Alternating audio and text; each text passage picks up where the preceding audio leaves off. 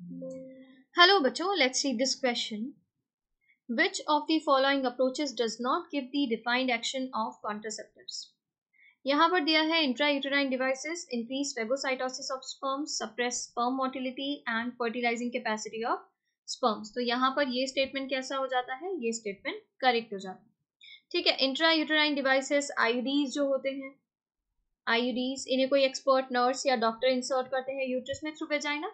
और यहाँ पर आज के टाइम में प्रेजेंटली ये होते हैं नॉन मेडिकेटेड आईयूडीज ऐसे मिल जाते हैं, कॉपर रिलीजिंग आईयूडीज और हार्मोन रिलीजिंग आईयूडीज ऐसे मिल जाते हैं. तो जो कॉपर आयन रिलीज हो रहे होते हैं वो फेगोसाइटोसिस कराते हैं स्पर्म का और सप्रेस कर देते हैं स्पर्म मोटिलिटी को. तो फर्टिलाइजिंग कैपेसिटी जो होती है स्पर्म की वो भी क्या हो जाती है? सप्रेस हो जाती है. ठीक है, तो यहाँ ये करेक्ट है.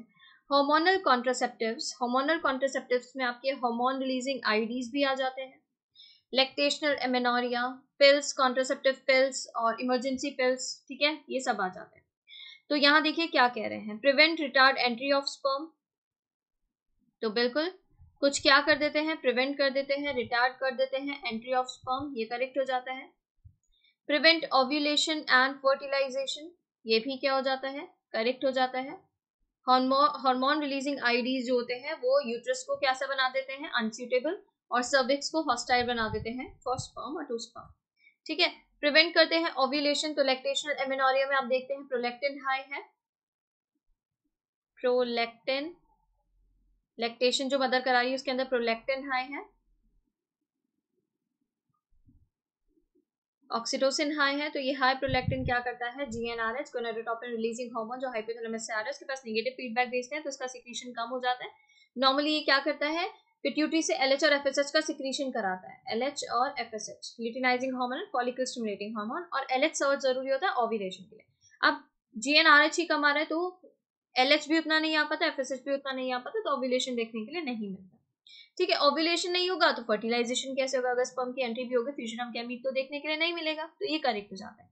वासेक्टोमी प्रिवेंट स्पर्मेटोजेनेसिस, तो ये इनकरेक्ट हो जाता है. वासेक्टोमी जो होता है ना, वासेक्टोमी में वास डिफरेंस में कट लगाया जाता है और टाई कर दिया जाता है दोनों एंड्स को.